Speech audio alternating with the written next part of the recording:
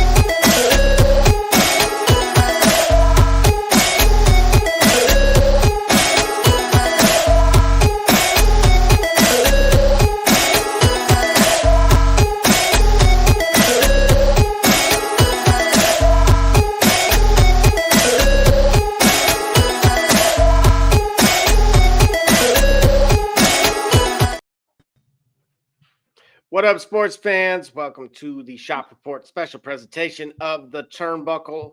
We are back. I'm, of course, your host, none other than Creative Control Jay, and I got my guy with me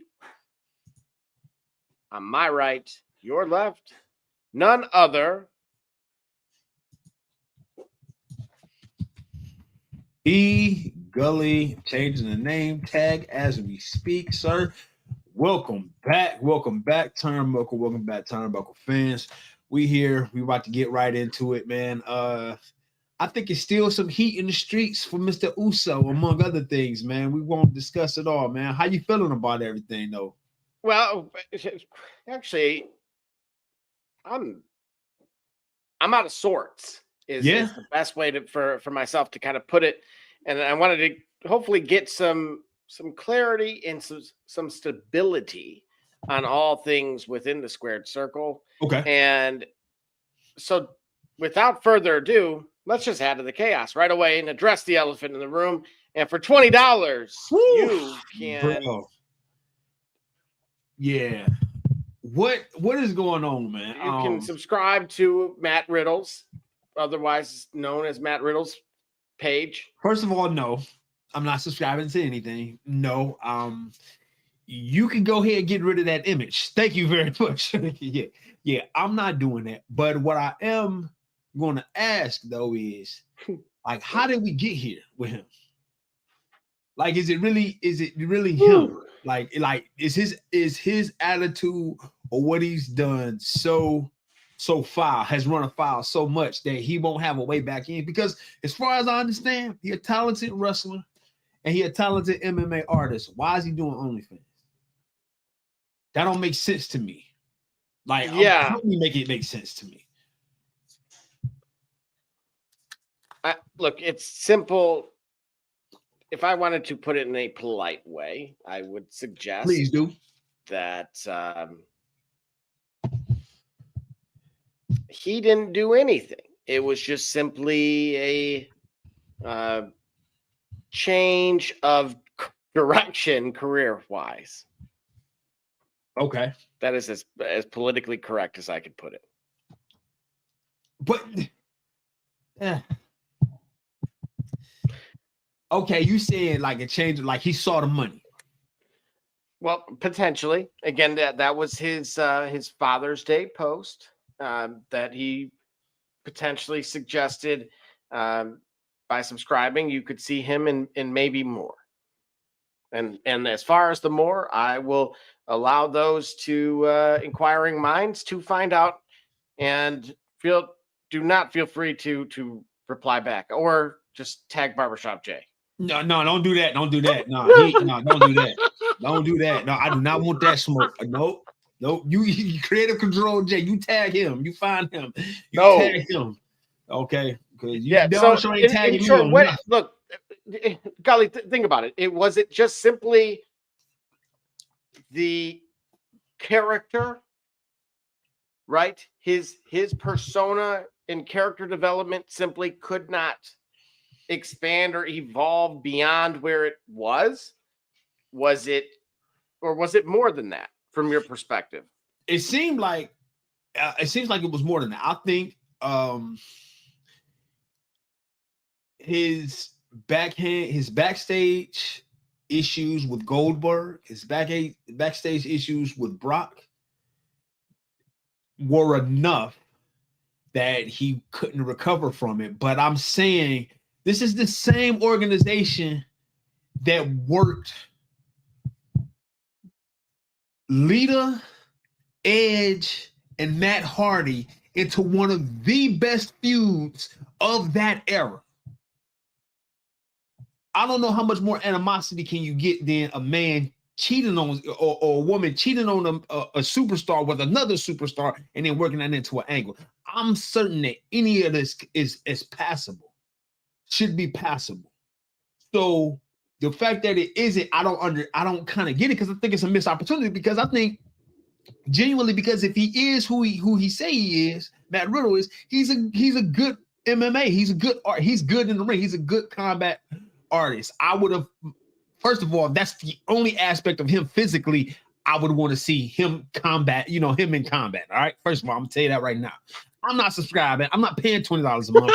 Whatever is going on that channel, feel free not to include me in any memos. Don't share me any links. I am good. Okay.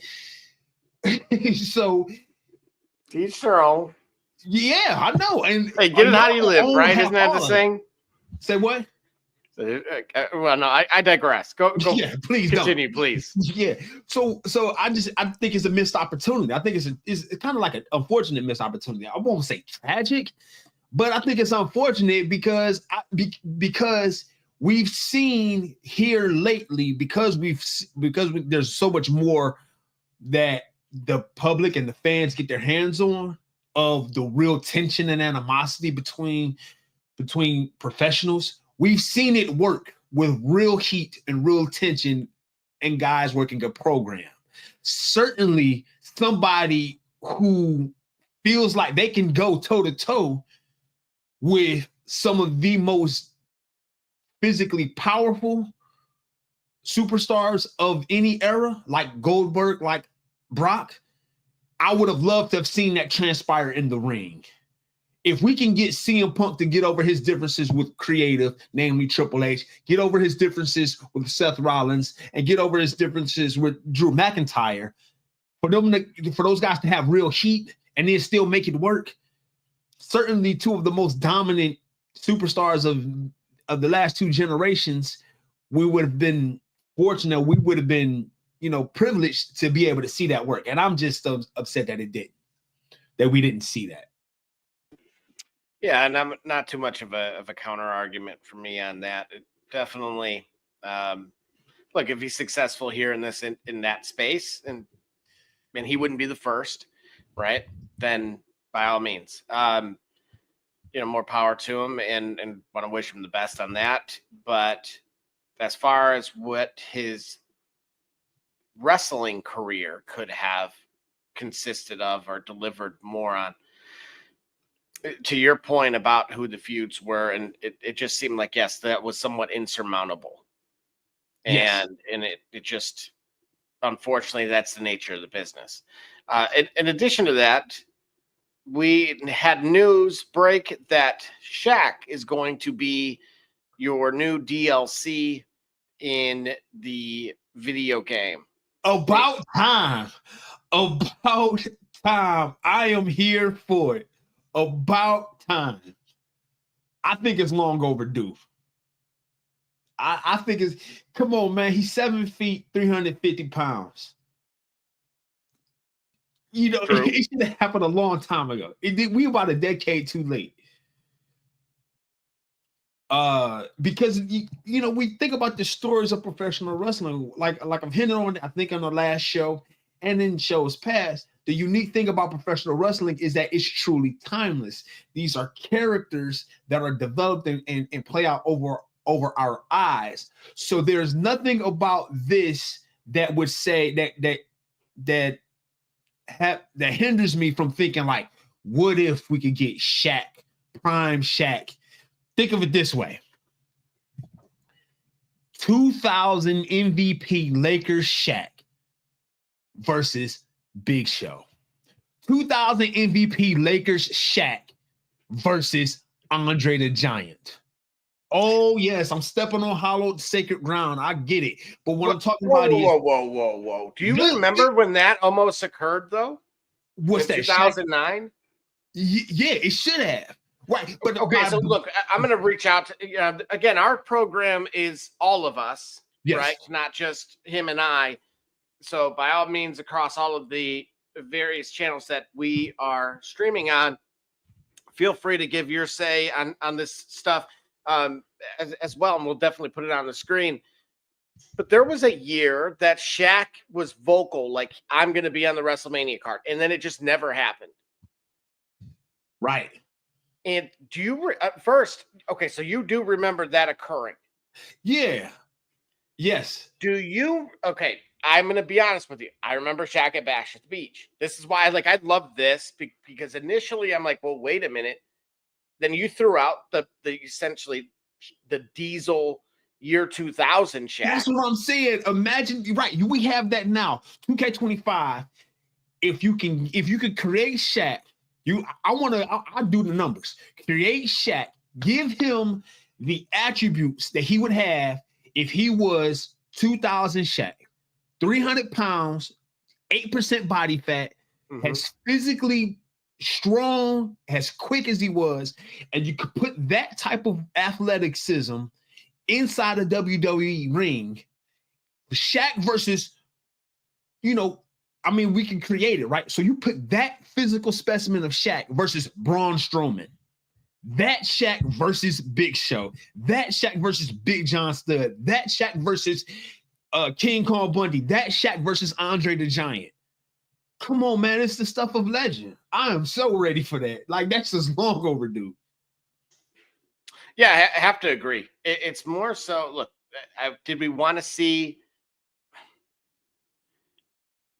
We talked about, obviously, the show, LFG during the season. And one of the episodes featured things that were deemed abnormal, some anomalies that would occur, such as the turnbuckle breaking, or the ring kind of exploding, if you will. Yeah. What instantly comes to my mind, this is the beauty of gaming that we almost got a chance at seeing, was Shaq Big Show around 2009. That should have been, I guess that would have been, and potentially even before that, I would have said, even later at Mania 33, I believe it was. But now we can get that. Yeah. Now that once again becomes reality. He again, this is like when you look at the many roles that Shaq has had in his life, it's very fulfilling, right? Right. But I'm just going to highlight as his wrestling persona, which was, of course, what began as a belt presenter. Right. Then he had the backstage angle. I remember that was 2005-ish. Maybe a little bit later, 06. We'll go 05, 06. Okay. Then he was an enforcer at a point in time, and that's kind of what I was referring to with him, going toe-to-toe with Big Show. Right. And then, of course, he had kind of the vignettes in the 2013 or so. I'm sorry, guys. I got something in my hair. I'm sorry. And sorry. that, I gotta look my best. Really? I'm sorry, man. I'm sorry, bro. I didn't. I'm sorry. I'm sorry. You got to keep going. Oh, live show. There you go. And then, of course, he was in the Battle Royal. Right. Now, but again, this is, once you get north of 2010. Correct. Let's be honest here. Like, you could have put ourselves in there around 2015, 2016, and it wouldn't have been our best versions. Right. But unfortunately, now, I mean, for you, but now, since I feel like oh, look, I would have been great. I would have been okay. And that's what I mean. It wasn't like Shaq didn't let us down, but year 2000 Shaq, to your that's point, what I'm saying. So that's what I'm asking. Like, you saw, I'm going to put the image back up. Yeah. Which one does this suggest to you? This suggests now Do you have a problem with that? What'd you say? Do you believe that that should be the case? No, what I'm saying is, it's the idea that he's crossed the chasm, right? It should have happened soon. I'm glad it happened now because now it gives you invitation. So for me, what I would do is, if I spent some time with it, I would take this Shaq. I would figure out what you could do to revise his attributes, bring him to 2000 Shaq, and then have Shaq. Oh, come on, think about it. Imagine prime physical Shaq at WrestleMania versus the Streak. Oh, come on, man. Because you think about the Streak, right? Some of those matches that are included in the Streak were duds. Like, some of those opponents were duds. Giant Gonzalez, dud, right? Someone that, of course, has been a name that superstar. Yes, rest his soul. I'm glad that you remembered that. Now that that came, look at that, how quick that came top of mind. Right, I see what you pointing that out there. I see what you did there. Right. So imagine if you could have had Shaq at a point be one of those matches. Imagine you could have Shaq, that big imposing figure, versus the Undertaker. I know Undertaker gets the pin. Shaq does the job. Imagine Shaq puts Undertaker over, right? Right.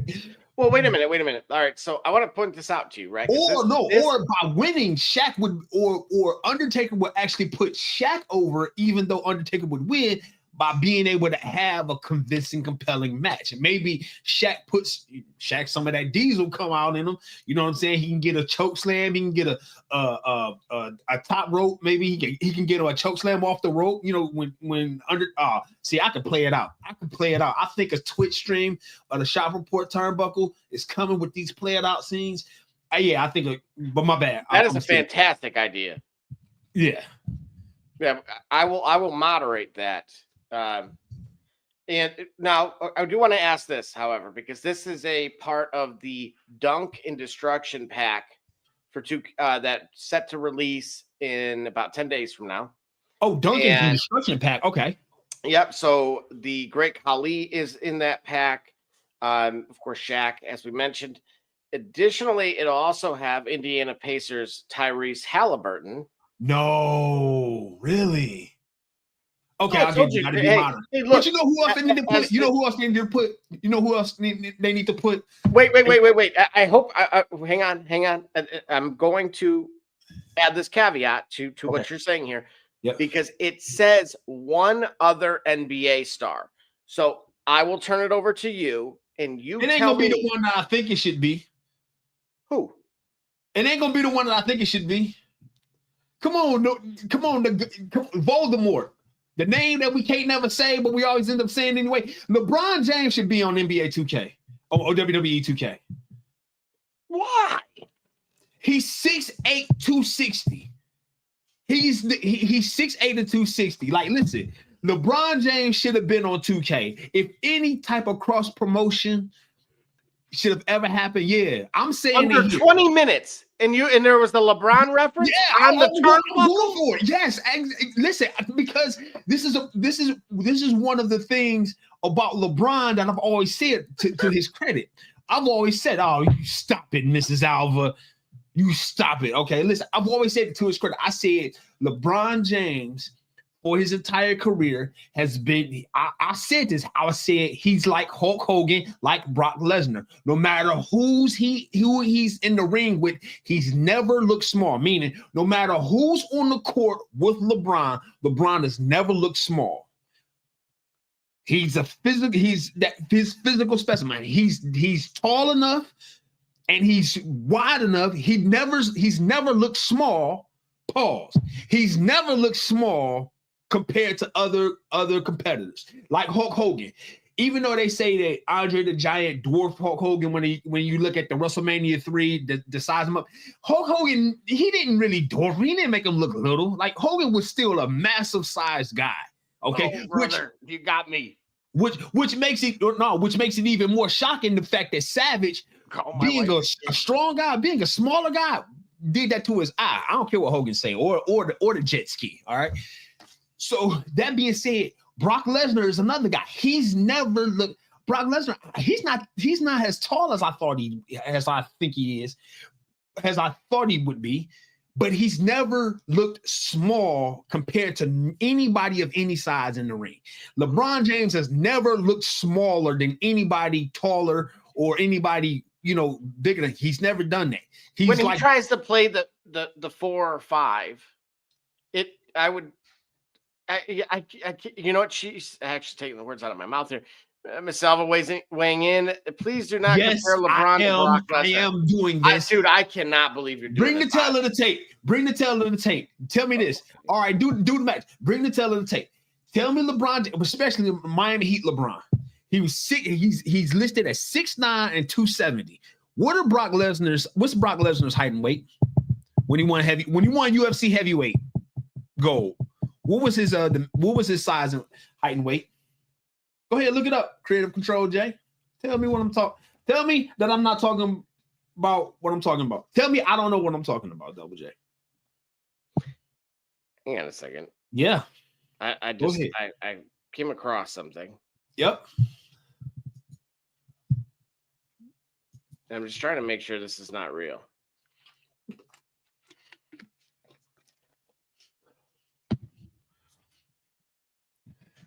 There's an individual named Roy on TikTok.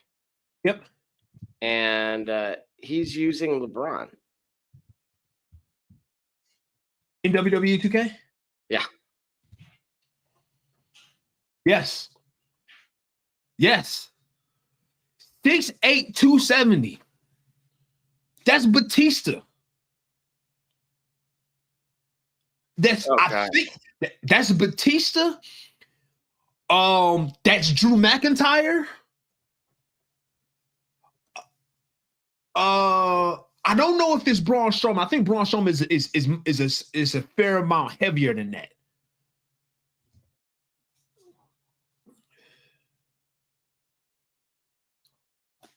Yeah, LeBron in 2K. LeBron in WWE. But it's to my understanding, it's not confirmed. Bro, let it be. It's a fan edit. That's fine. Let the fan edit. Okay, you're doing the Beatles now. To the shop. That's real life.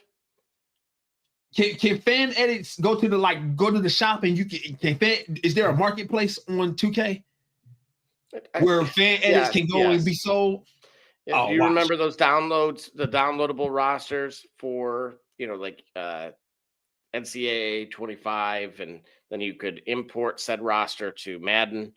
So that way, when you did that future draft, now it's gotten easier, right? I used to have to buy. Look, kids, if you want to know how spoiled you are, we used to have to work for things, and I had to pay via eBay to get access to somebody's file that had the names. Yep. Then, of course, download said file. I then would rip the sound effects of Purdue Stadium from MP3, right, and put them on a SD drive, then upload them into the Xbox and save them within the custom options inside of NCAA. Yes. And then, of course, they would actually play out better than 2020 or than this past season's game. Yeah. Oh yeah. So their down stops, essentially the two horns and then the boiler up. People actually thought I was modding at that point in time, when actually it was just hard work. You just about got it. You just about got it there. Yeah. So but again, back to LeBron. We're talking about LeBron. Yes. Dotson. We got Dotson here. We're talking about LeBron in WWE. Yeah, LBJ in 2K. LBJ in WWE 2K. Yes. Why not? Him and Shaq. Listen, you put bro. Check this out. LeBron James, Shaquille O'Neal.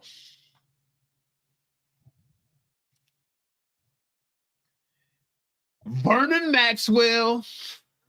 I see where you're going. And who else? And Udonis Haslem. You put them for an NBA, you put them for WWE 2K. You put those for. That is a stable. Listen, that's a stable that's running all the championships. You got Vernon Maxwell and Shaq you got Vernon and Haslam. They the tag team champs. Vernon probably can win the Intercontinental title, right? You got World Heavyweight champ, Shaq. You got WWE Undisputed champ LeBron. Bro, I'm telling you, them four: Haslam, Maxwell, Shaq, and LeBron. Yes. Matter of fact, that's give a me a question. throwback of give me when the theme of Bash at the Beach is used. Yeah. Give me Udonis Haslem as someone just on the outside, just as a spectator. Don't even maybe unofficial credit or just a quick mention from Corey Graves or somebody that's announcing. And nothing more. I'm all here for it because obviously he's 305. He's personified, right? And so yes, but to your point, yeah, it's getting out of control.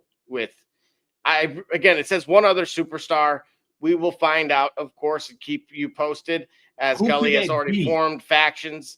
I will pick that. That's a classic. All but LeBron is retired. So listen, if you figure a current four, the game is so docile now. Who really, you know what I'm saying? The NBA game is so docile now. This would work in the 2000s when Kevin Garnett and David West still roamed it. Bro, Garnett, David West, Kenyon Martin, and Chris Childs. Them four. That's another stable. Garnett, David West, Kenyon Martin, Chris Childs. That's a foursome. And with that, we will take our first break. When we return, Liv Morgan appears to have gotten injured tonight, and much, much more.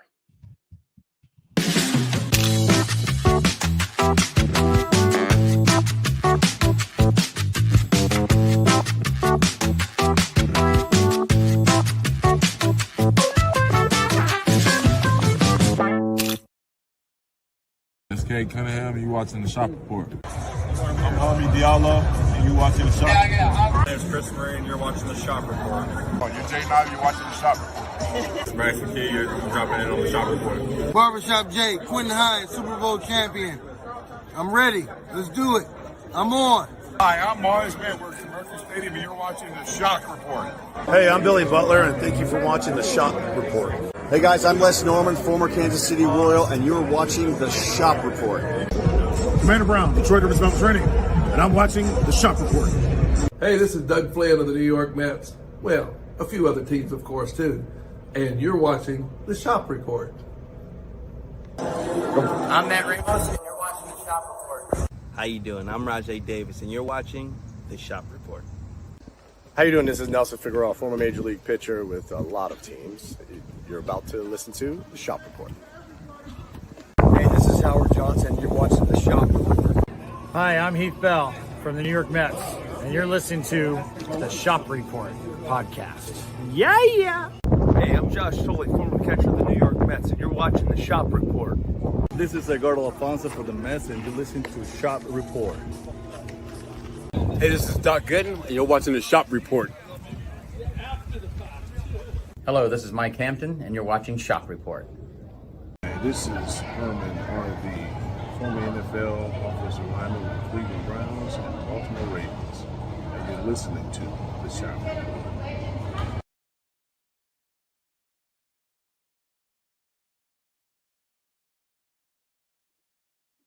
All right, just like that, we are back, and Gunther came out this evening, and would you believe it? we had the return of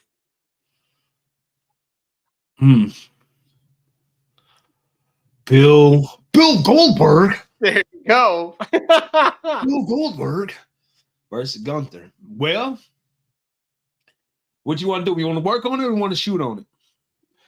You tell me, right? Do you feel like a Saturday night main event is appropriate, right? We've talked about which PLEs. It does sound like it's slated for about a month from now in Atlanta, I believe, which is eerily reminiscent of where he used to be.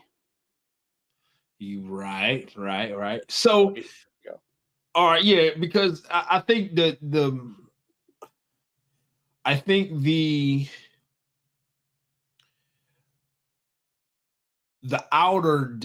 the larger or the background discussion to this is why did Uso have to drop the belt? And now it makes sense why Uso had to drop the belt. And Hit Dog is hollering. But what I mean by that is Uso had to drop the belt because Gunther has to face Goldberg. There's no one else for if Goldberg's going to return, which they knew he was going to return. He needs immovable objects to be unstoppable against, to remain unstoppable against. Goldberg versus Jey Uso don't do it for anybody. Like who does that help? It don't help. It doesn't help Jey Uso at all because Goldberg's retired. But for Goldberg to still go up against an immovable object like Gunther, it helps to sell the story of Goldberg equally or almost as equally as much as it helps to sell the story of Gunther. Because even though Goldberg is 58 and well into the retirement era, that's still that name and still that persona. He's still that type of wrestler where Goldberg was he's a dominant power. He's a power wrestler, dominant power wrestler. That's what he is. He's not Mystique. He isn't a storyteller in that sense. Right. He isn't. There we go. That's why. That doesn't work if Jey Uso's on the other side of that face being yelled at him. It don't work at all. You gotta give me somebody an unstoppable force versus an immovable object, that sort of thing. You got to give me an immovable object. It's got to be Gunther on the other side of that. Or if you didn't release Strowman, it's got to be Braun Strowman on the other side of that. It can't be a guy like Jey Uso, which is why to make the match have more importance, a title is on the line. To make the match have more importance, you give it to Gunther. I don't know why Gunther will win in Saturday night's main event over Goldberg, because the last time Goldberg somehow got his Cedar Point Fast Pass to a title, he won it, and everyone hated it. But why else would it go differently? Even Chris Jericho said it himself. He may not be the fondest of Bill Goldberg, or they may have gotten over that whole incident that they had when they were both feuding behind the scenes. But the point is, he knew that there's numbers there. And so that's why Goldberg would beat The Fiend, I believe, or beat Bray Wyatt for a title when we wanted to see Wyatt with the title. Similar circumstance. I don't know why Goldberg will come back and do the job for Gunther when he's already well into the retirement picture. So knowing that, well, in my opinion, the belief that Gunther's going to lose, or the believing that Goldberg's going to win a world title, yeah, it would only be Gunther that would help drop it for him to get it back at a more fitting occasion. But for this reason, because this was already in the oven, if you will, this was already on deck. Jey Uso's title reign had to be 51 days. Also buys Jey Uso some time to do some much needed promo development that I hinted at last week. Not so fast. As Jey Uso, of course, was in action tonight, and just mere moments ago, this match faced some interruption from none other than LA Knight. Yes, he did. So, Gully, would you like? Whoa, and we're not done yet. Apparently, are you watching this? Yeah. Tell us. And now with a hobbled Jey Uso, Seth freaking Rollins music drops, and he comes out with, of course, Paul Heyman, and he is taking his sweet time, letting the cufflinks go. Yeah. Now he's going to enter the ring here. What do you got? I don't understand this yet. Oh, do they want? Is this a? I don't understand. I don't understand this. Okay, he's coming in the ring. Oh no, we're not done yet. Okay, and here comes Cody. What? All right, he's sizing them up. Wait a minute. What's happening? You know what's happening? Creative is sticking it to the smart marks like us. Like, you don't know what's going on. You won't know what's going on. If you think you know, you have no idea. This is the real world. This is the world. This is the world we play in. Hey, relax, Tech. That's what we're doing. That's what it is, because none of this makes sense. You tell me who drew these parallels together. Tell me the pundit, the talking head that drew this all together for it to make sense. Show them to me. No pictures of Triple H. I do still have Matt Riddle's. I think I can go find that if you'd like. Yeah. No one. Tell me how this makes sense. Tell me. We got Mr. Money in the Bank, of course. Right? I don't understand it. Where Paul Heyman's holding that Money in the Bank briefcase. Oh, that's right. Because he has the Money in the Bank. Yep. And if you recall, in this particular match, you had some of his goons with him. Yeah. And apparently, the Yeet Man has an ally. Yeah. Cody Rhodes. Yeah. Is this because of some of the reasons that you've mentioned? Okay, now Cody's turning his attention. Now, is this where we get the handshake? Are we going to hug it out? What are we doing? Right. King of the Ring tournament semifinals is Cody Rhodes versus Jey Uso next Monday. Okay, great. Perfect. So much for that ally. Right.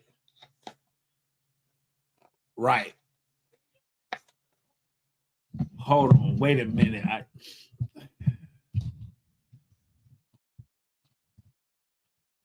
Okay, we got the crowd popped, of course. See a little bit of yeeting going on. It wasn't quite the Apollo Creed Cy Stallone handshake or the superpowers, mega powers bringing it together. So a little disappointing from that side of things.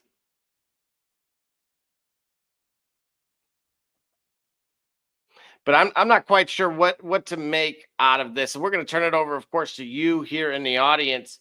By all means, let us know what you think. And again, that is going to be the semifinal match. As I mentioned, for myself, I'm going to still say I'm going to shoot with Cody advancing out of the two. I've kind of laid out that framework on last week's show as to my whys behind that. I will say this, however, I could easily see that being completely railroaded for the 6 or 7 reasons that were just ringside.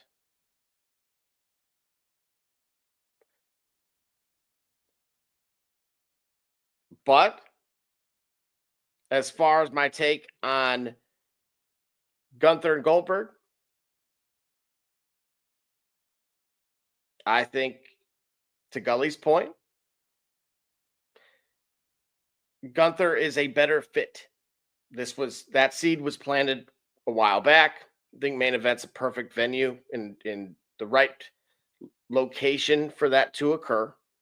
Right? If he had just kind of skipped the line and not earned it, which sounds crazy, because let's face it, he's Oldberg to me. Right. But we'll get, again, if we're building Gunther, if we're building the legend that is Gunther, and we're going to at some point get his, I think maybe this is where we get the return of Ludwig Kaiser. Okay. Helps him get over. Yeah. Because I can't imagine a Gunther. Yeah, I don't see how Goldberg comes back. He can't beat him clean. Who can't? Gunther. I would say in order for this to have correct, right? If Gunther beats him clean, it's a waste of time. Because you can put Gunther in a match against another class. You know, if you want to see, if you want to see Goldberg again, if the idea is to see Goldberg again, put him against another, put him against someone else not relevant to a title picture. Right? Why not keep Braun Strowman around? Get what I'm saying? And put Goldberg against Braun Strowman. If the idea is to see Goldberg get back at it. But if you are right, why I can't see him winning clean over Goldberg. It's a waste of time. Yeah, and again, speaking of potentially a waste of time here, I don't quite see it that way, but I will mention that AJ Styles did pick up a clean win versus JD tonight, and so JD's noggin has came under some criticism of late, and I do want to point out that it was mentioned that he cannot help. This was from Corey Graves, that he looks like, and I'm not going to, here we go. I'm going to get this correct.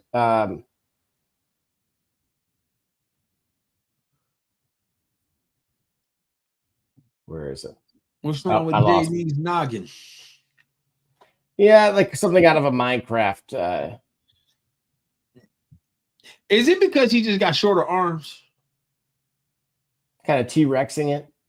Like Chris Benoit? Let's see. I know that's the name. That we talk about. Any name is Voldemort. Man, talk about Voldemort. Yeah, you had to do that, huh? If any name is whoops. But I'm saying, like, it.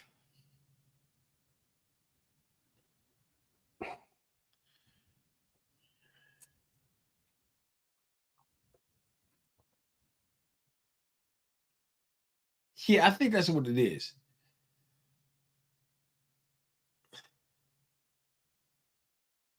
Yeah. What do you say yeah for? I'm looking at the two. Yeah. Yeah. It's because his arms. All right, we're going there. It's all right. We're going. Yeah.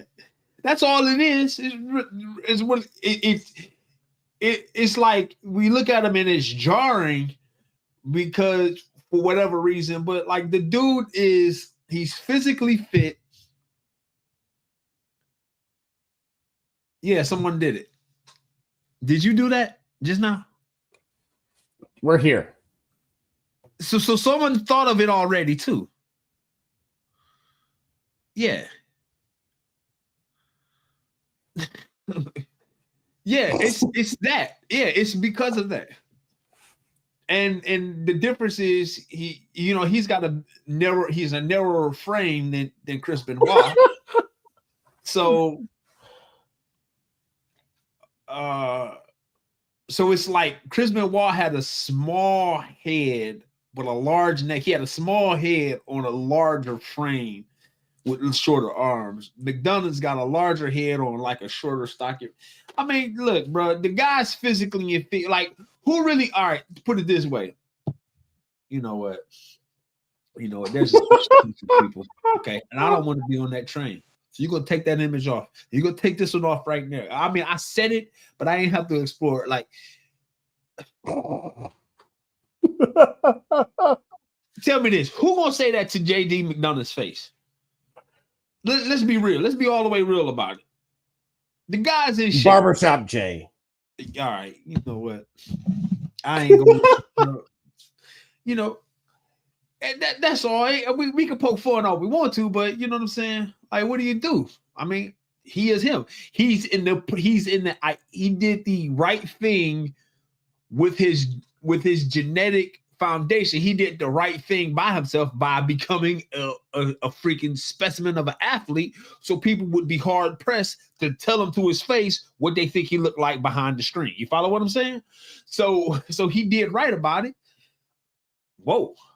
Did this just happen? Well, I mean, he beat JD. So there we go. There we go. Is this wasted away again in Margaritaville, or?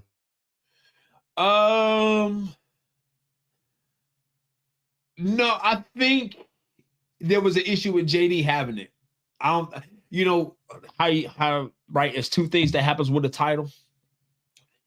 The title builds the superstar, the superstar builds the title.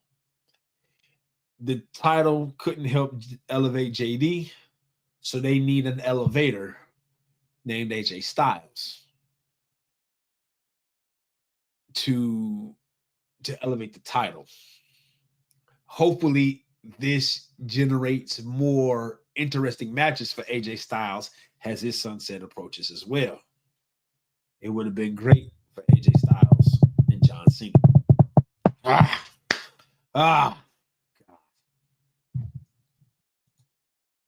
Shoot on that a little bit there with the John Cena concept. I would love for somebody to beat John Cena during this run, but I don't think it's going to happen.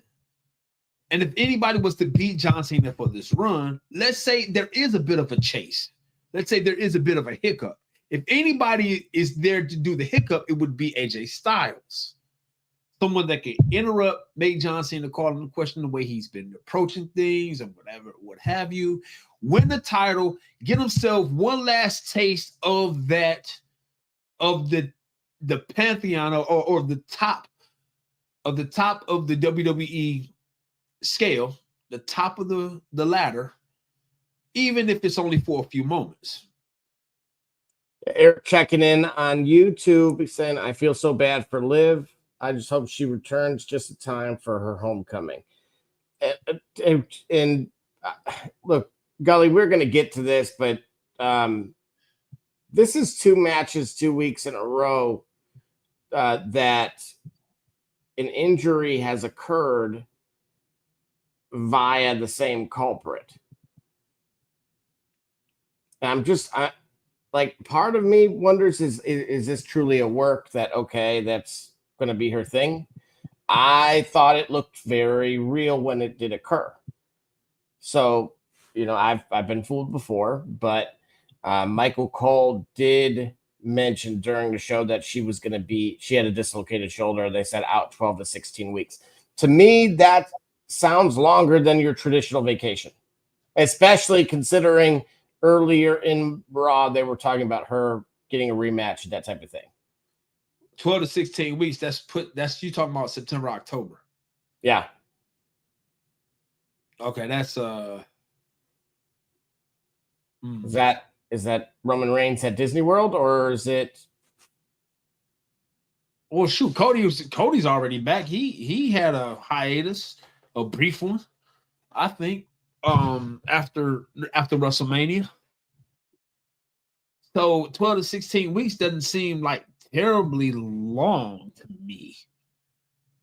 But I could. Whoa. This is not AI. This is real life. AJ versus Dominic at Night of Champions, right? Yeah. That's right. Saturday, June 28th. 12 days away. D Gully, who you got and why? AJ Styles goes over.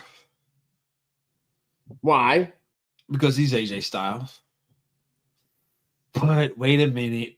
It's in Radia. They wanted to see. Remember, isn't that where Goldberg won the title?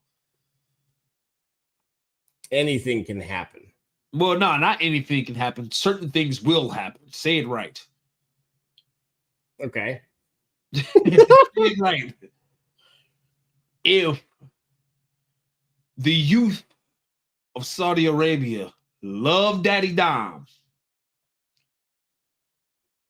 he don't lose in Saudi Arabia.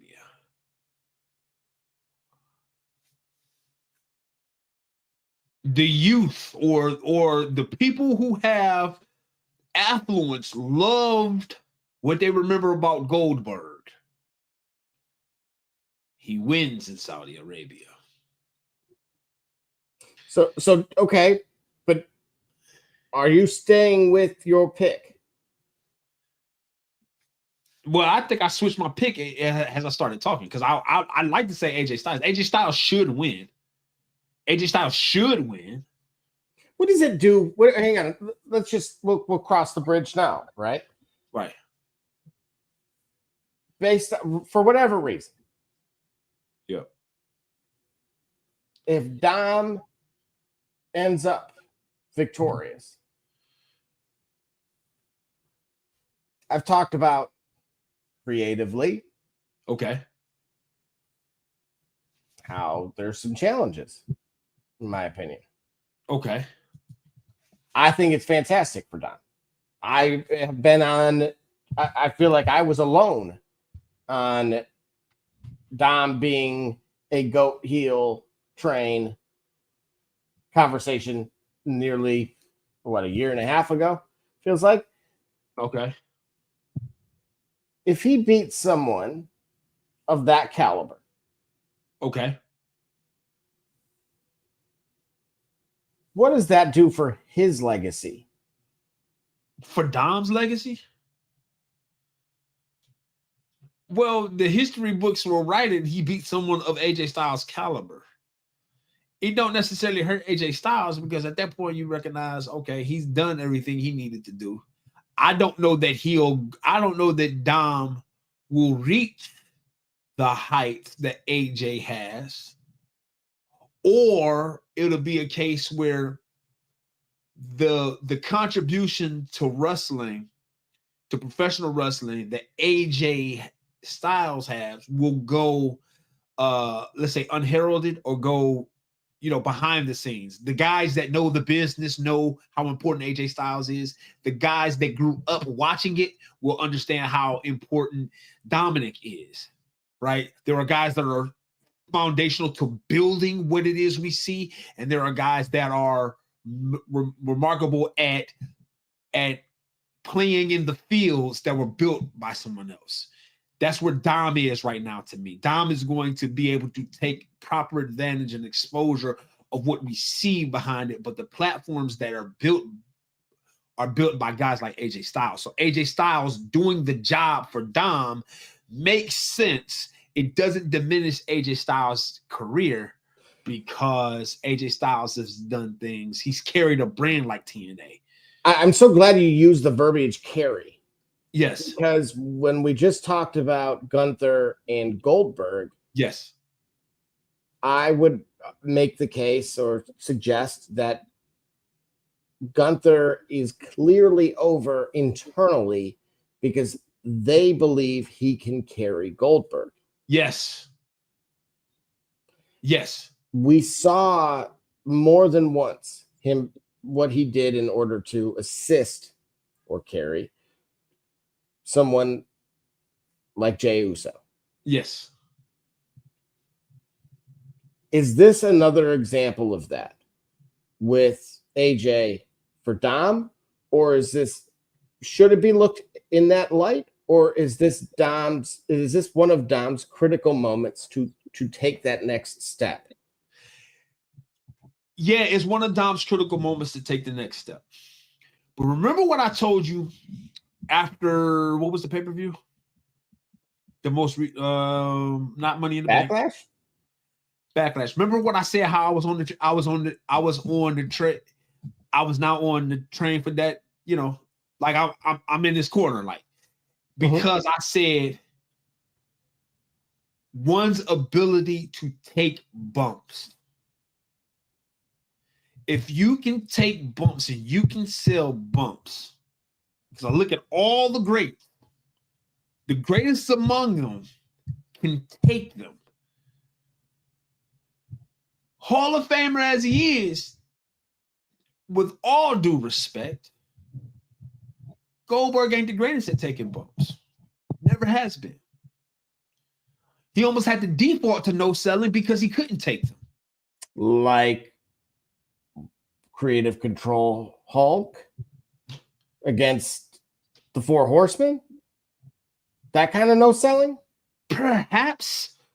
Well, what I'm saying is, in contrast, I'm saying when I saw Dom in that pay-per-view, the bumps he took to sell getting punishment in an effective way, that to me is how I recognize for me that he is growing. Now he's got AJ. AJ's going to put him in positions to where he can sell, and he's going to make it look convincing. What do you need to see? Let's cut the filler on the bull. What I need to see. What do you need to see? Because you've been the most critical of him out of anybody on this panel, Paul included. I, on the other hand, have been very much the celebrator of all of his successes to a fault. Okay. So what more with, like you pointed out, someone of AJ's caliber who should not have to carry him, but instead allow him to showcase his versatility yet again. Now that I can see him take bumps, I'd like to see what he can do skill-wise. What really is his signature? What really are his what are his holds? What kind of offense can he deliver? What is his move set for real? Right? Now we need to see that. Now, against a guy like AJ can sell whatever happens because AJ's that great of a performer. AJ's that great of a wrestler. AJ's that great of a seller. AJ's that great of a tactician. And size-wise, he can take whatever Dom intends to deliver. He can set himself up for a suplex. He can put himself in position for a power bomb. He can be body slammed. He can be snap mared. He can be arm drag takeover. He can do all of those things. AJ's the phenomenal person to be able to sell. So now, does Dom have an offensive skill set that's convincing enough for him to go to the next level? Because now I'm confident in his ability first to take bumps, to defend, then you can strike. Dom's got persona, he's got charisma, he can sell getting hit. Now let's see what he can do delivering punishment. The thing that Logan Paul had out the gate. Oh, what thing that Logan Paul had out the gate? Being able to convincingly sell offense. Logan Paul had offense out the gate. Oh, man. Yeah. I'm not completely disagreeing with that, but I'm asking actually how much of that was from a similar light, right? Like he went against AJ Styles. Actually, this is going to be a perfect comparison. Yeah. No pressure, Dom. Do your thing. Crush him, but I'll make excuses anyway, probably. Yeah. So Logan versus AJ Styles, we saw AJ Styles will bring out the best of his competition. Whatever they truly have, it's going to be revealed versus AJ Styles. That's the Hall of Famer AJ Styles is. He's going to find what they got, and he's going to make sure that they can show it. So, if they don't have a lot, he's still going to find it. If they got a lot, he's still going to find it. That's what he's going to do. He's going to be able to draw that. He's going to be able to extrapolate that into the match, bring the best that he has out. Let me ask you this, though, with Dom's style, right, which he takes so much more from Eddie. That's the interesting, like the biggest, I would say the most frustrating part of this for me is that I can see where he's trying to carbon copy Eddie from we'll start signature, right? And that's good for him. You could say, okay, well, the secondary is, of course, from Ray. Oh, yep. But the taunt, Eddie. Yeah.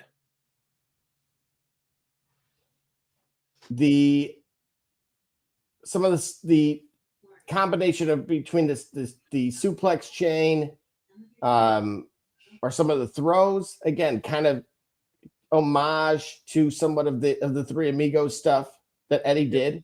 Yep. And then obviously the psychology is there, but that part of it, just that common baseline set of moves is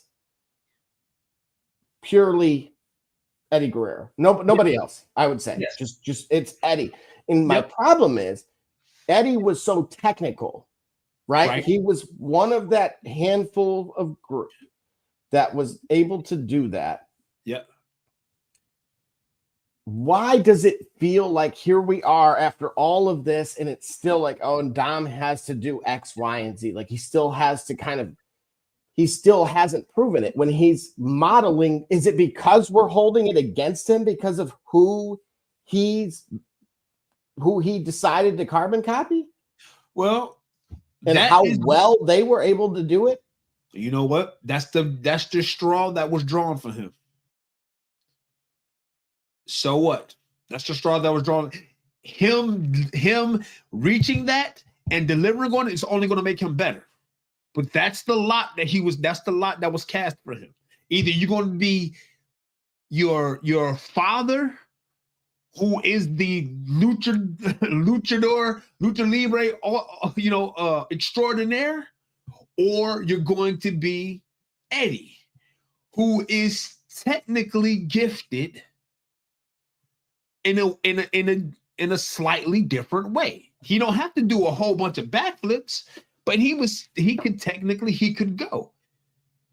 If Dom patterned him, either way he patterned himself after, that is the tough load to bear. Think of it this way. Tragically, it's the same thing. It's the thing that ultimately Joe Henning, he struggled kind of carrying that torch, if you will, capturing the essence that Kurt Hennig had, unfortunately, right? But that is the lot that he shared, right?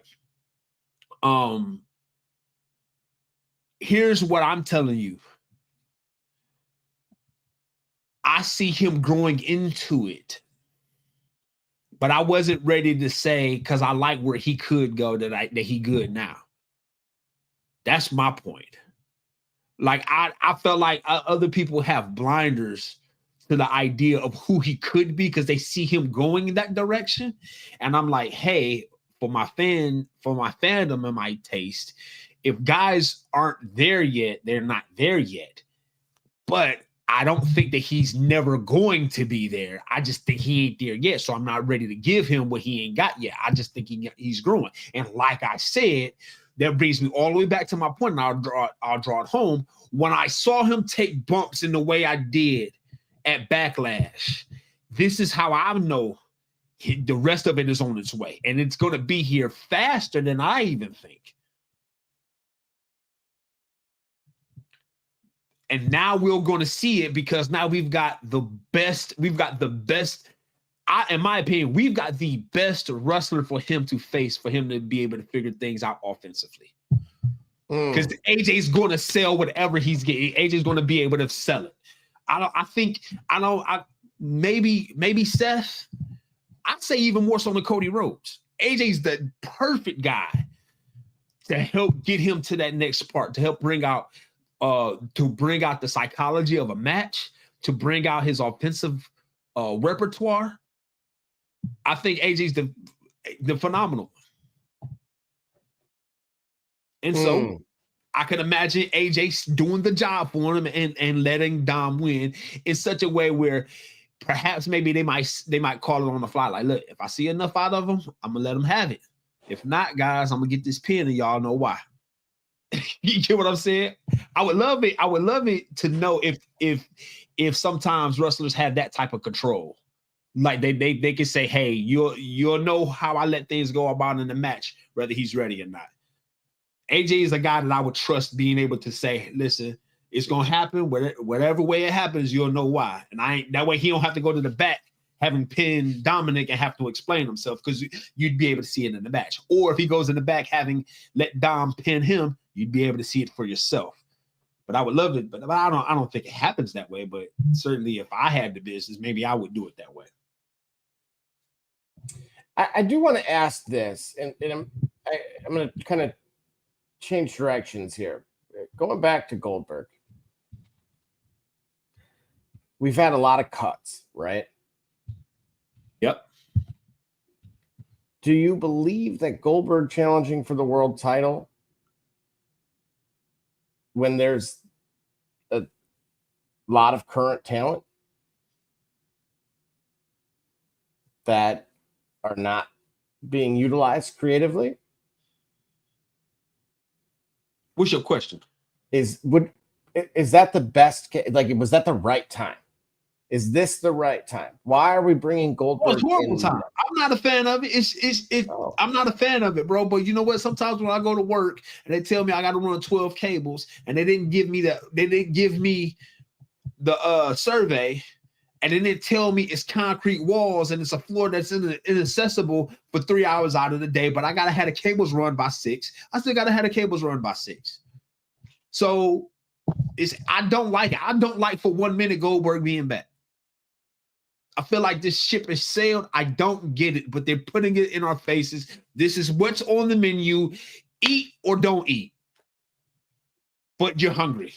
You haven't eaten 72 hours. Your fast has got to break. What are you going to do? I'm going to ask you this, okay? If this goes smoothly with Dom and AJ, do you shoot on Dom and Finn? Oh, man, yeah. Make that happen. Make that, because now when you do that, if Dom and AJ goes well, now you can bring more relevant storytelling to Dom's career narrative or Dom's narrative into a match. Now he can have a meaningful match versus AJ when he's equipped to be able to have a meaningful match versus AJ, versus having the story be well ahead of itself. The pacing isn't aligned. That's a great question. That's a great question, though, Jay. I hope that's the case. I hope that, like, we're in June now. By August, by SummerSlam, maybe even October. Oh, if you could have Dom and Finn at Survivor Series, that would be remarkable. That would be great to be able to see that.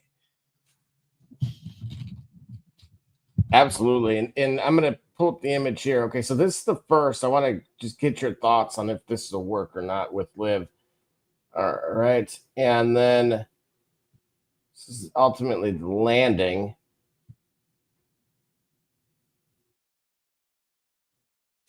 So wait a minute. What broke? I'm going to mute the audio on this and give you a couple second clip here. So this is our reaction to it. So relax. The reaction. Everybody relax. Ooh. Hold on. Is that one more time? Elbow? Shoulder. Show it again.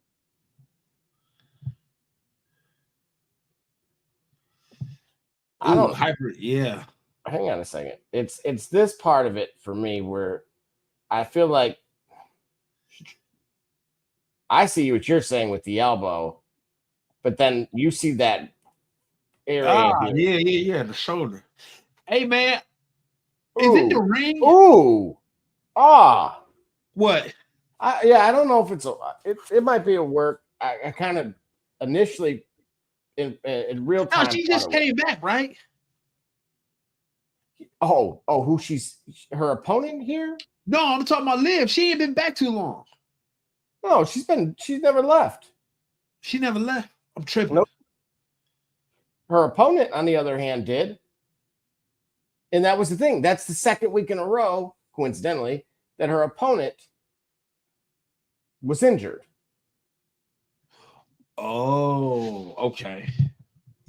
So is Nikki Bella too green? Somehow. Yeah. She looked jacked, the other day. Yeah. And again, look, whatever they do with that, it teach their own. Well, I'm here for it. A shout out to Ed Bose, by the way. This is the watermelon tea. Limited time, but feel free at the shop for 365@gmail.com. All right, absolutely. So, in short, Gully L, we also had news of Cody Rhodes making his on-screen appearance in Leslie Nielsen's reboot of The Naked Gun. Well, you mean Liam Neeson's? Because Leslie is in the ether. Leslie and Cody's dad are partying. Right. Correct. Oh. Yeah. Well, wait a minute. Wasn't Leslie Nielsen in the? I'm saying Leslie Nielsen's movie, right? The Naked Gun, that is his series, but Leslie Nielsen is gone, bro. Liam Neeson is taking that part now. Hold on. Yeah. Okay. That's all I wanted to be sure of. That. Okay. Yeah. It was more so I wasn't necessarily saying that he was in it, just not now. Oh, okay. Gotcha. Yeah. All right. Yeah. Do you think an airplane would work in 2025? Yeah. See, when people ask those questions, I think generally the obvious answer is the concept of the movie. Could it work? The concept of any movie could work. Sharknado became a multi-million-dollar franchise. Okay, so any concept. Did you see that a hammerhead shark was dropped out of the sky by forces unknown in Myrtle Beach? It's been fun, y'all, but we got to run. Check us out on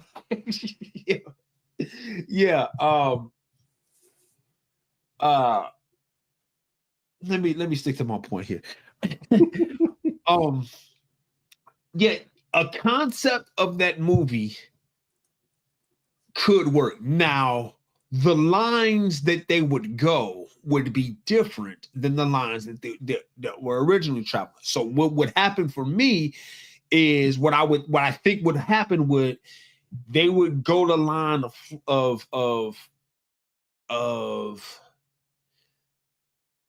I think satirizing and parodying the religious versus back then when they parodied or satirized, however you want to made a satire of feminism and sexism, right? It would be more satire of theology and ethics. That's what I think would happen. So the types of humor or the digs that they would make would be different, but the concept would be similar.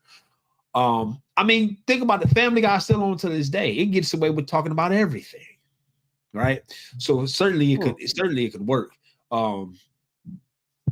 It still ultimately matters how good is the script written and how grounded is the script to the reality that they want to tell and the actors that want to tell the stories. That's all it is. Is it going to be a good script or not? When we have remakes and sequels 35, 40 years later, I think that a lot of that is missing. So what do we got on this screen here?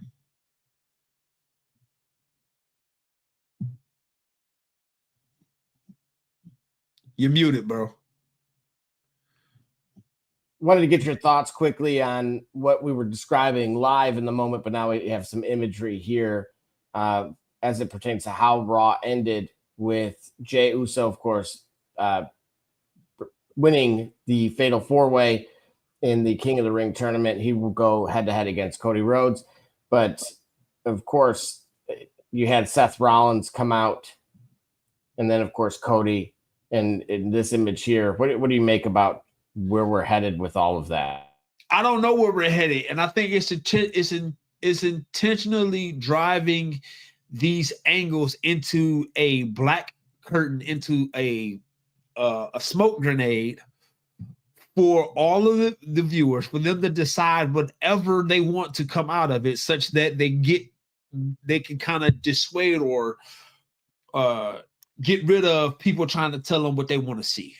All right, I'm going to give you two of double J's.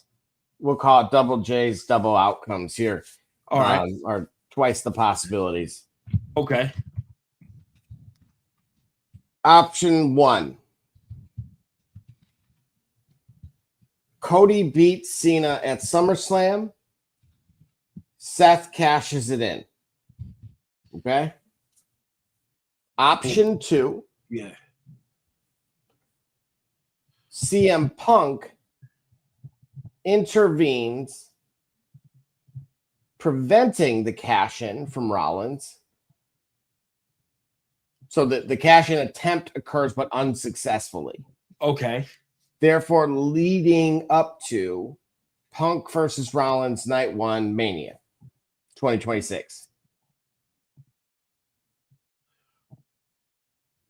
That's a long build. That's 9 months. 10 months, actually, because it's April. But it can happen. These months pass very quickly.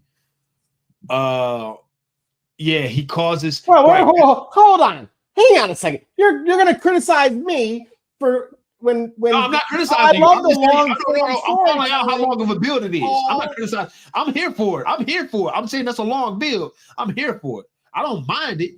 I don't mind trying to entertain or embrace. Hey, listen, I wasn't criticizing you for it. I'm calling out for it. Listen, the creative department. Listen. If you say, "Hey, I want to go to Casino," and listen, if you say, "Hey, I want to go see Casino extended cut in the theater," I'm telling you, like, listen, that's 4.5 hours. That's all I'm saying. I'm here for it. I like to see it. I'm here for it. That's 4.5 hours. That's all I'm saying. That's all I'm saying. These are the rules that you told us that we're playing by here. I didn't disagree. Long-form content. I said that's a long build. But doesn't that fit the current framework of the brass in place? It does. I mean, well, you know what? Think about it like this. What was it? 10 years ago, they sold The Rock and Cena for 2 WrestleManias. That was a 24-month build. Yeah, but okay. Do you feel like those names are at least worthy? Is that what you're suggesting? That CM Punk and Seth Rollins are worthy of a long build like that? Of 9 months, yes. Yeah, no, because I think they have enough talent. First of all, they have great matches and have great promos that they can keep us interested for 9 months of a feud.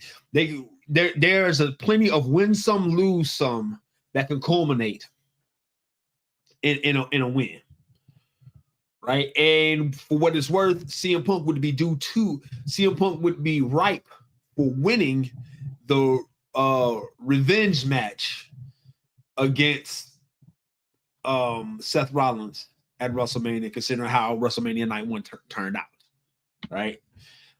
So yeah, they can do it. I like the idea of it. So you said option 1, Seth cashes in. You said CM Punk. No, hold on. You said CM Punk beats Cena. Seth cashes in, wins the title, right? So Cody goes over on Cena at SummerSlam. Okay, so Cody technically would have the title. Yep. Seth cashes it in. Yep. Successfully. That was option 1. Okay. Option 2 is upon attempting to cash it in, CM Punk intervenes, costed. That I like that. I like that one. Creative control, Jay. Okay. All right. We'll shoot on that. And again, we'll see. Will it withstand the test of time? As far as next week, it does appear that only the women's IC title between, of course, with Bayley and the man. Oh, I don't have it up here. Quick thoughts? Anything there? The Bayley and the man. Right, man. They gave Bayley such the business. She was just so despondent, looked like a lost puppy. She out there doing workout videos in the garage, trying to show people that she still got it. I just feel so bad for her. Now she's back in the IC title matchup. Something about IC titles for Hall of Famers that I just don't understand. It just seems so undervaluing to them. And so it's just hard for me to look at it. Like, it's just, but it'd be great for Bayley to win that. I think that Becky Lynch is going to win. I think our heel run continues with Becky Lynch winning. All right. And well, with that being said, we're going to have our final commercial break. And then, of course, I have only one. Name that superstar. I'm ready for it. Here we go. All right. Hey, Cunningham, you watching the Shop Report. I'm Homie Diallo, and you watching the Shop Report. My name's Chris Murray, and you're watching the Shop Report. Oh, you're Jay Knight, you're watching the Shop Report. Max McKee, you're dropping in on the Shop Report. Barbershop Jay, Quentin Hines, Super Bowl champion. I'm ready. Let's do it. I'm on. Hi, I'm Mars Smith. We're at Mercury Stadium, and you're watching the Shock Report. Hey, I'm Billy Butler, and thank you for watching the Shop Report. Hey guys, I'm Les Norman, former Kansas City Royal, and you're watching the Shop Report. Commander Brown, Detroit Rivers Mountain Training, and I'm watching the Shop Report. Hey, this is Doug Flynn of the New York Mets. Well, a few other teams, of course, too. And you're watching the Shop Report. I'm Matt Ramos, and you're watching the Shop Report. How you doing? I'm Rajay Davis, and you're watching the Shop Report. How you doing? This is Nelson Figueroa, former Major League pitcher with a lot of teams. You're about to listen to the Shop Report. Hey, this is Howard Johnson. You're watching the Shop Report. Hi, I'm Heath Bell from the New York Mets, and you're listening to the Shop Report podcast. Yeah! Hey, I'm Josh Tolley, former catcher of the New York Mets, and you're watching the Shop Report. This is Edgardo Alfonso for the Mets, and you're listening to Shop Report. Hey, this is Doc Gooden, and you're watching the Shop Report. Hello, this is Mike Hampton, and you're watching Shop Report. This is Herman Harvey, former NFL offensive lineman with the Cleveland Browns and Baltimore Ravens, and you're listening to the Shop Report.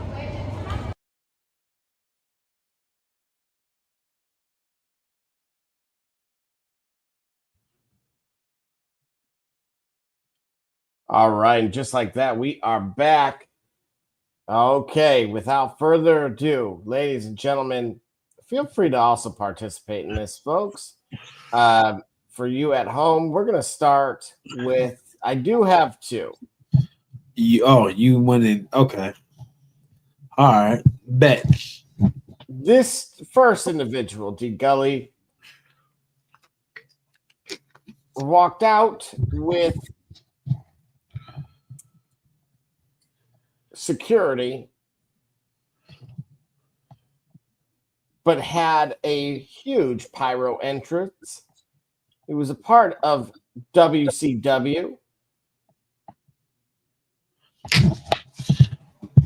D. Gully named. It's fun, y'all, but we got to run. Check us out at on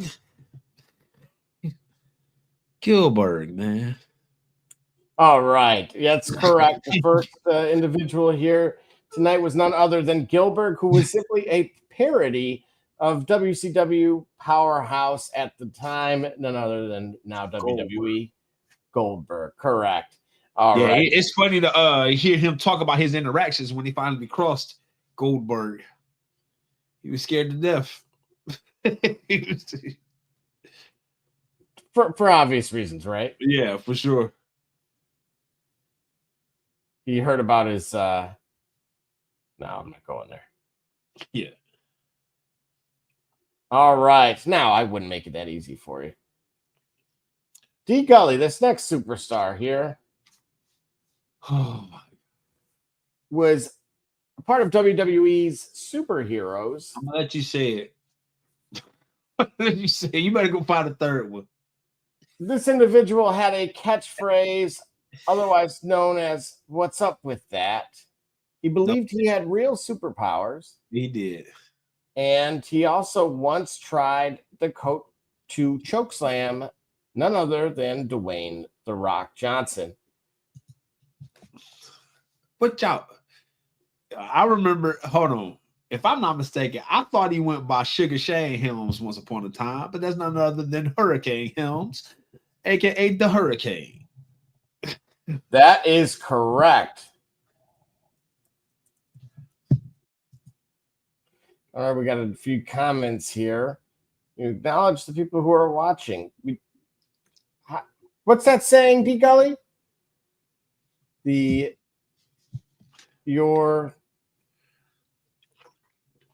go ahead. You go ahead, creator. No. Because I don't want to get it wrong. Like remember you wanted to mention the and why you wear your shoes on the wrong feet. You know what? My shoes ambidextrous. All right. You wear your socks on the wrong feet. Let's talk about that. He just learned how to write his name on a dotted line. How about that? Barbershop. Oh, I'm sorry. I digress. All right. I wouldn't make it that easy. D. Gully, I do have a third for you. Yeah, you hurry up. All right, got you. Now I might be 2-1 on this, but give me some context clues. Let me see if I can get it. All right, so I'm going to give you a better picture here. Obviously, a little clue there is clearly still involved with the organization. However, this individual this is someone that WWE tried to make him strut. He originally managed Bobby the Brain Heenan. He had one of the most infamous gimmicks that tanked a talented wrestler's momentum. He managed Bobby the Brain Heenan? That's right. And he's in that good a shape. Jeez. All right, man. Fitness goals. Steve Gully, name that superstar. He managed Bobby the Brain Heenan. He was not managed by Bobby the Brain Heenan. You say he was Bobby the Brain's manager, is what you're saying. That's right. Not the other way around. No. He was originally managed by Bobby the Brain. Thank you very much. All right. I'm about to say, like, yo.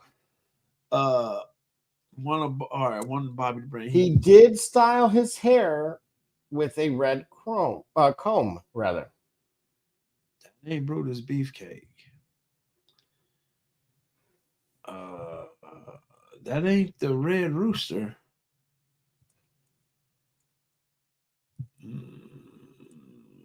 Had a gimmick that killed his career.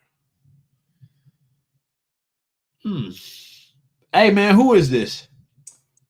Well, the gimmick itself didn't take anybody else's career. It tanked his own. Right. This is none other than Terry Taylor, who was a highly respected in-ring talent. I mean, the Red Rooster? That's right. I said the Red Vince Rooster. McMahon gave him the Red Rooster. Well, you said it isn't the Red Rooster. And so I didn't say anything because it is. That is the Red Rooster. Yeah. Wow.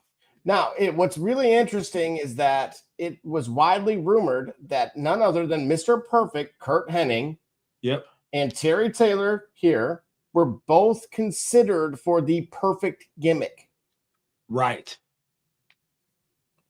And Vince allegedly gave it to Hennig while Taylor was stuck with the Red Rooster. So again, unfortunately, speaking of red, that's how you can end up in a red robe like Matt Riddle.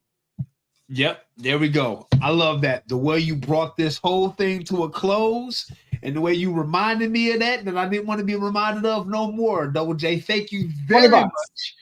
Thank you very much for never ceasing to. We're free, but there's a paywall for that.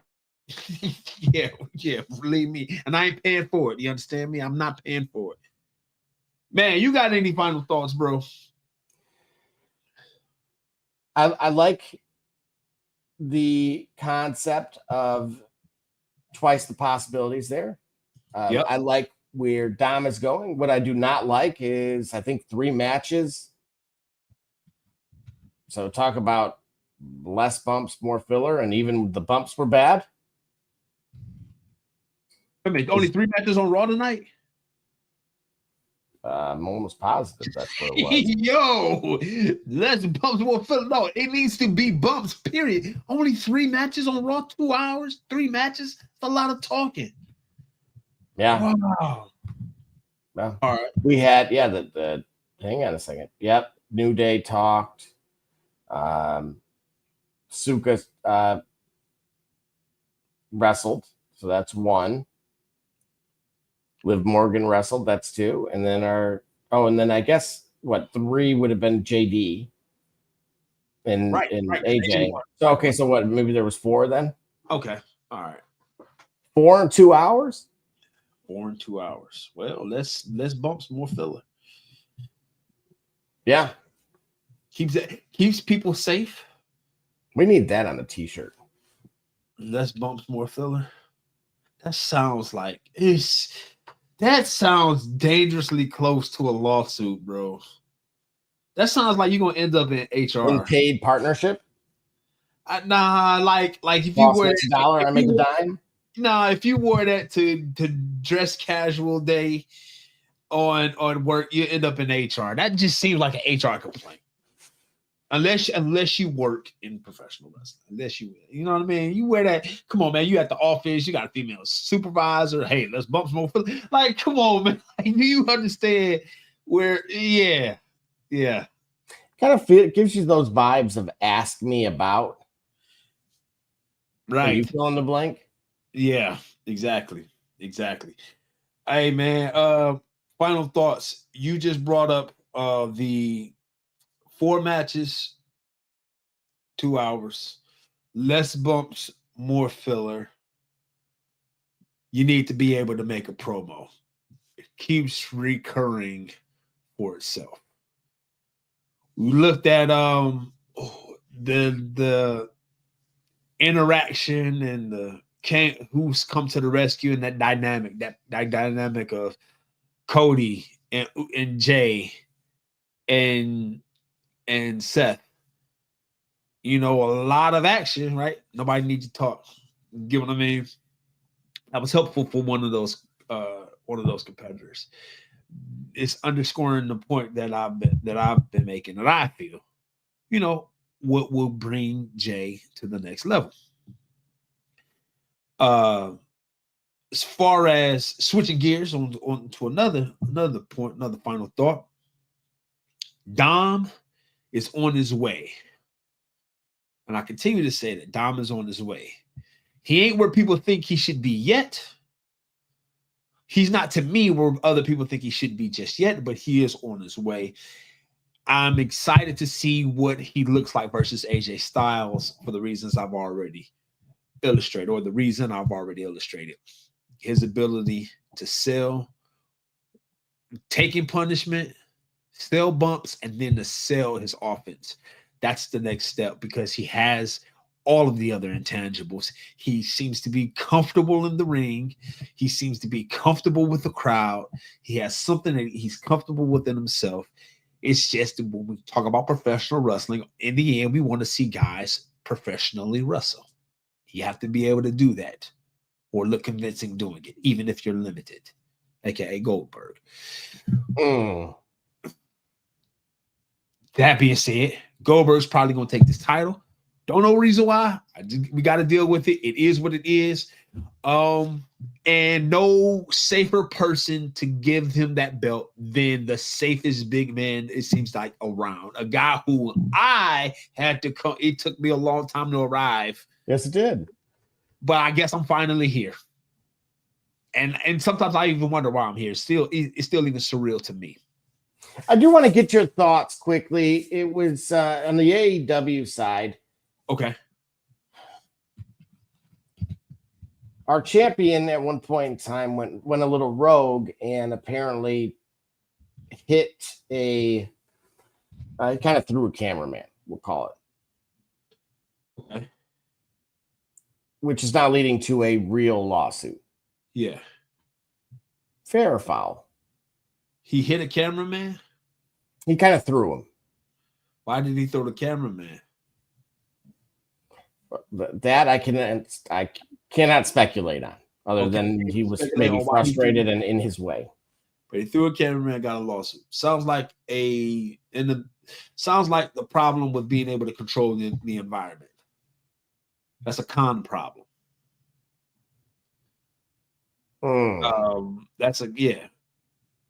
Why are there lawsuits, and why are those lawsuits becoming public? That's something that we would like to be able to handle behind the scenes, even if it went the direction that it did. What I mean by that, even if it went to the point of that cameraman being thrown around or what have you, got to be able to handle that in house. Got to have to be able to have the wherewithal, have the strength to be able to handle that privately.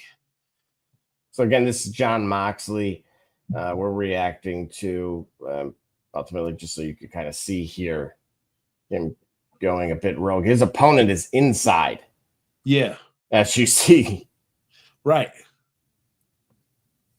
His opponent is inside. And looks like this would be like a triple threat match, it seems like. It could be interpreted that way, but unfortunately it was not. And the production assistant was took it personally in my best NJ. Oh yeah. And I took that personally. Yeah, so it's unfortunate though. I mean, it's John Moxley as well. You know, this is a veteran. This is a guy who's been at the big dance for quite some time. He's been at the top of the big dance for quite some time. So it's surprising to see him involved in such confusion and an unfortunate situation like that. But you got to be able to handle. You'd like to be able to handle that in house. Hopefully. Mr. Khan develops a way to be able to handle that in-house in the future. I'm AEW, their biggest problem to me is the no selling. Not only the syringes, shout out Paul, not the syringes, but the no selling, like the no selling, because it is a waste of what that could do for the storytelling of a match. To have guys constantly, fight like they look like Power Rangers out there. Like when Jason and Tommy was going back and forth, and they realized that they were equals. It's like, well, drive a match forward by letting one guy get off on that.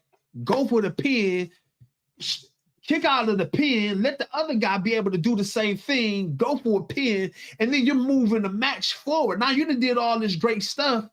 We done seen the acrobatics in the first 33 seconds. How you gonna sell me on the match now?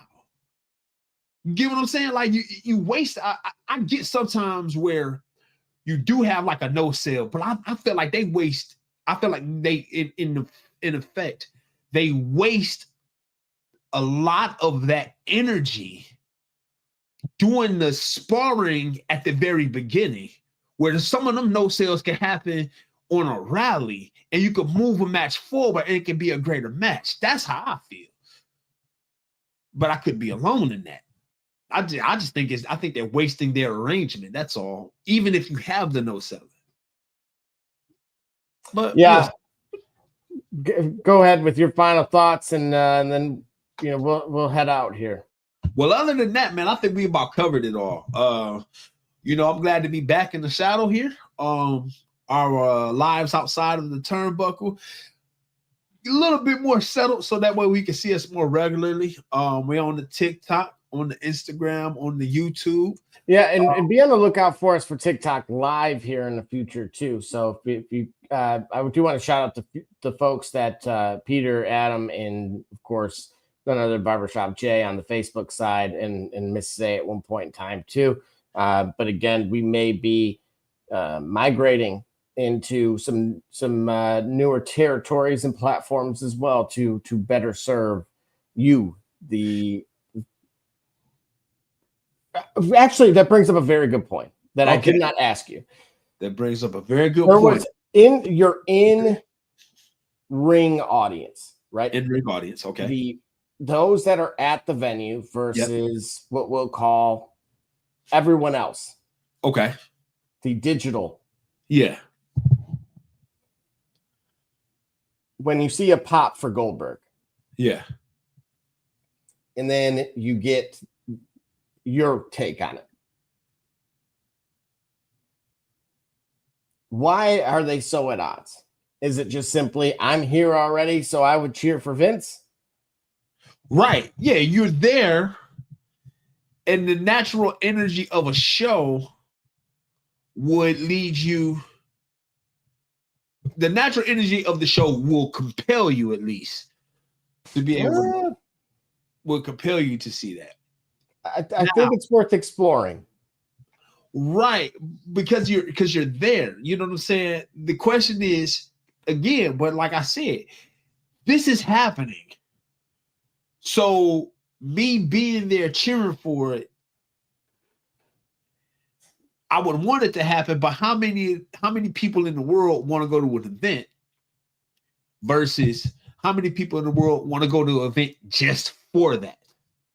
And if I'm there and I'm at the event and it's Goldberg, is that the large contingency of our base that want to see Goldberg back in action facing on Gunther? I don't know if that's true. I'm not here for it, because no matter how much I like or don't like Goldberg, his presence in the professional wrestling space can't be dismissed. And it's cool for him to be retired. But for him to be that old man that still got something, got a little bit left in the tank. For him to come out on a cameo, let's say, for example, it would make sense for me if Goldberg came out maybe when they did the spot at last year's WrestleMania, leading up to Cody Rhodes finishing his chapter of the story, the way I call it. If Goldberg had been one of the names that would have just came out and just speared The Rock to set the, even though you had the Undertaker do it, that would have been great to see. You know what I'm saying? But I'm not certain. I'm not certain the large contingency of the audience wants this, but it's going to happen anyway. So let it happen. Let's see where it goes, and let's see if it can deliver. But I don't know that he wins it. But that's way too much, man. We got to get out of here, man. We got to get back to our things. We got to get back to our Thursday show, Shop Report. That's right. Yep. We are one win away from potentially an NBA champion. Yes. And much, much more. We will be back, as Scully pointed out, on Thursday evening. So check to be on the lookout for that. And, of course, feel free to give your thoughts. And as always, if you really want to know what's going on. Next time you want to know what's really going on, come to the shop. Why? Because walk-ins are always welcome. Ain't that right, Double J? That's right. Holla. See ya.